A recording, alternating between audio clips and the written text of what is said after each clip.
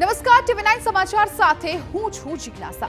સમાચાર અત્યારે સુરતથી પ્રાપ્ત થઈ રહ્યા છે કે જ્યાં મેટ્રો ટ્રેનનો જે સ્પાન હોય છે તૂટ્યો છે।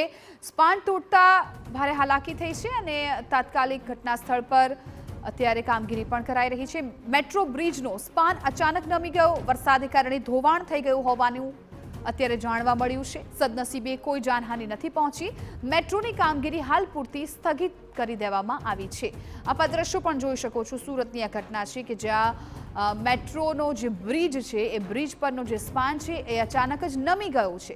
વરસાદને કારણે આ ધોવાણ થયું હોય અને સ્પાન નમ્યો હોય એ પ્રકારની વિગતો અત્યારે મળી રહી છે અને હાલ સદનસીબે એ પ્રકારના સમાચાર પણ મળી રહ્યા છે કે કોઈ મોટી જાનહાનિના સમાચાર નથી મળ્યા, પરંતુ જે મેટ્રોની કામગીરી છે એ હાલ પૂરતી બંધ કરી દેવામાં આવી છે। સુરતમાં સરોલી વિસ્તારમાં મેટ્રોનું કામ ચાલતું હતું, પરંતુ અચાનક જ સ્પાન નમી જતા અત્યારે આ કામગીરી સ્થગિત કરાઈ છે। મારા સંવાદદાતા બળદેવ સુથાર વધુ જાણકારી આપી રહ્યા છે। બળદેવ, અત્યારે શું અપડેટ મળી રહી છે? જે રીતે સુરત શહેરની અંદર છેલ્લા કેટલાક દિવસથી જે વરસાદ પડ્યો છે ને તેના કારણે અનેક રોડ રસ્તા છે તેનું ધોવાણ થયું છે। દરમિયાન સુરતના સારોલી પૂર્ણાગામ જે રોડ છે ત્યાં મેટ્રોની જે કામગીરી ઘણા સમયથી જે ચાલી રહી હતી અને તે દરમિયાન મેટ્રોનો એક જે કહી શકાય છે સ્લેબનો જે ભાગ છે નમી પડ્યા હોવાની વાત સામે આવી છે।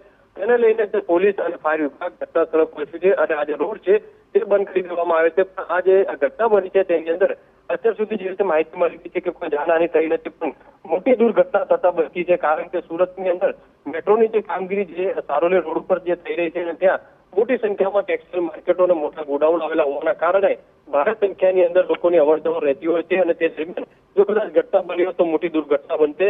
સદનસીબે આ રીતે મોટી દુર્ઘટના બની નથી, પણ જે રીતે લોકોને ખ્યાલ આવ્યો કે આ જે સ્પાન છે સ્પાન નમી ગયો છે, વચ્ચેથી જે ક્રેક છે ક્રેક થઈ જવાના કારણે લોકોને ખ્યાલ આવતાની સાથે તાત્કાલિક ફાયર વિભાગને જાણ કરવામાં આવી હતી અને ફાયર વિભાગ તાત્કાલિક ઘટના સ્થળે પહોંચી અને આ જે રોડ છે તે કોર્ડન કરવામાં આવ્યો છે અને અત્યારે ટ્રાફિક વ્યવસ્થા માટે આ રોડ છે તે બંધ કરી દેવામાં આવે છે અને મેટ્રોને જે કર્મચારીઓ છે તે દ્વારા જે કામ શરૂ કરી દેવામાં આવ્યું છે।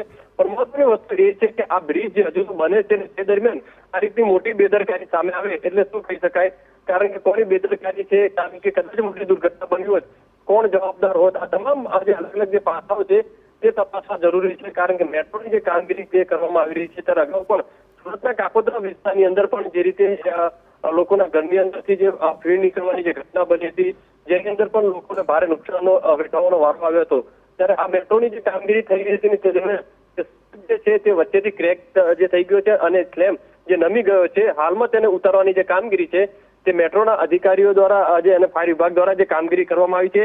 સુરત મહાનગરપાલિકાના પણ કર્મચારીઓ ત્યાં ઘટના સ્થળે પહોંચી અને આ બાબતે તપાસ શરૂ કરી છે। જી બિલકુલ બળદેવ, આભાર સમગ્ર માહિતી બદલ। તો અત્યારે ફાયર વિભાગની જે ટીમ છે તાત્કાલિક ઘટના સ્થળ પર પહોંચી ગઈ છે। બ્રિજને કોર્ડન કરવામાં આવ્યો છે અને ત્યાંનો જે રસ્તો છે એ પણ અત્યારે બંધ કરી દેવામાં આવ્યો છે। અચાનક જ આ ઘટના બનતા દોડધામ મચી ગઈ હતી, પરંતુ સારી વાત એ કહી શકાય કે ત્યાં કોઈ લોકો ઉપસ્થિત નહોતા, જેના કારણે મોટી દુર્ઘટના ટળી છે। અત્યારે તમે જોઈ શકો છો અત્યારે મેટ્રોમાં આરસીસીનું જે લેડર છે એના ઉપર તિરાડ પડી ગઈ છે તેવો અમને મેસેજ મળ્યો હતો। અમે સારોલીના પૂણા પોલીસ સ્ટેશનની સાથે જેટલા સ્ટાફને લઈને પહોંચી ગયા અને સમગ્ર રૂટનું ટ્રાફિકનું ડાયવર્ઝન કરવામાં આવેલું છે, કારણ કે આની સીધી અસર આસપાસના રોડ વિસ્તારમાં પણ થઈ શકે અને બાજુમાં ભરત કેન્સર હોસ્પિટલ આવેલી છે એટલે કોઈ જાનહાનિ ન બને અને જેવો સંકટ ટાળી શકે એના માટે પ્રયત્ન ચાલુ છે। કેટલા સમય પહેલા ઘટના બની છે અને પોલીસને જાણ કઈ રીતે કરી? લગભગ અડધો કલાક પહેલા અમને મેસેજ મળ્યો, જેવો અમને મેસેજ મળ્યો અમે સમગ્ર પોલીસની ટીમ સાથે પહોંચી ગયા છે। ફાયરની ટીમને પણ જાણ કરી દીધેલી છે અને મેટ્રો વાળા અધિકારીઓને પણ વાત કરી દીધી છે। હાલ કેટલો બંદોબસ્ત છે? હાલમાં પૂણા પોલીસ સ્ટેશન અને સારોલી પોલીસ સ્ટેશન થઈને 8 થી 10 જેટલા અધિકારીઓ અને 70 થી 80 લોકોનો બંદોબસ્ત ચાલુ છે।